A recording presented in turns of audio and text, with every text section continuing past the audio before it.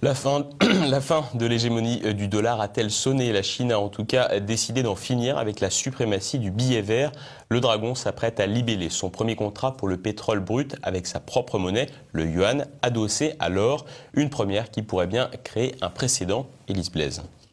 L'Empire du Milieu s'émancipe. C'est un énorme tremblement de terre annoncé depuis quelque temps. Avant la fin de l'année, la Chine devrait signer un contrat sur le pétrole dans sa propre monnaie, le yuan, alors que le dollar régit depuis toujours les échanges énergétiques. Adossée à l'or, la monnaie chinoise pourrait constituer une véritable aubaine pour les exportateurs de pétrole qui ne rechigneront donc pas à l'accepter. Au contraire, cette nouvelle possibilité de transaction ouvre bien des perspectives aux pays frappés par les sanctions américaines ou souhaitant tout simplement éviter les transactions en dollars. Un bouleversement planétaire qui s'inscrit dans l'évolution progressive de la place de la Chine dans le monde. L'essayiste spécialiste en géopolitique Hervé Juvin nous explique les différentes étapes qui ont permis au dragon d'ouvrir ses ailes.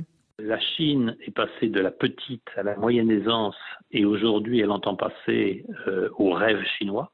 Et le rêve chinois, elle le réalise en acquérant peu à peu sur le plan économique et aussi sur le plan géopolitique des positions majeures. La Chine est à l'origine de la création d'une banque de développement extérieure aux institutions de Bretton Woods que les Américains ont essayé de saborder et ils n'y sont pas parvenus, puisque la plupart de leurs alliés, à l'exception du Japon, figurent au capital de cette banque de développement dont l'initiative a été chinoise et russe et qui rassemble l'ensemble des BRICS.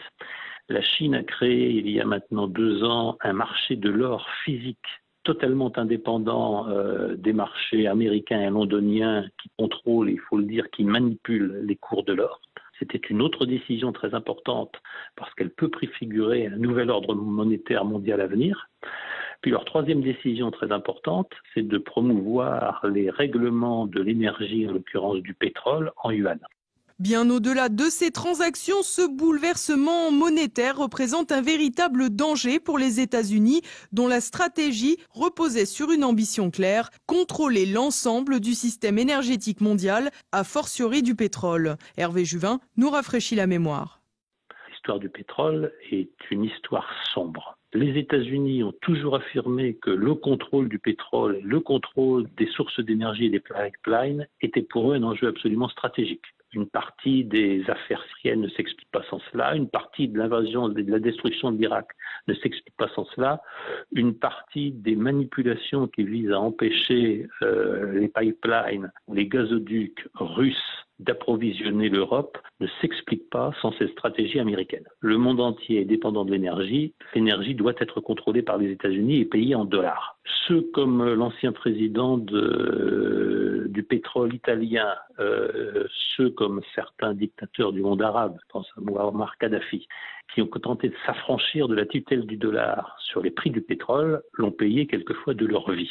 La Chine a donc un lourd défi à relever, mais si l'initiative est menée à bien et qu'une alternative au dollar se développe, le règne américain s'effritera peu à peu et c'est le monde entier qui pourrait se recomposer.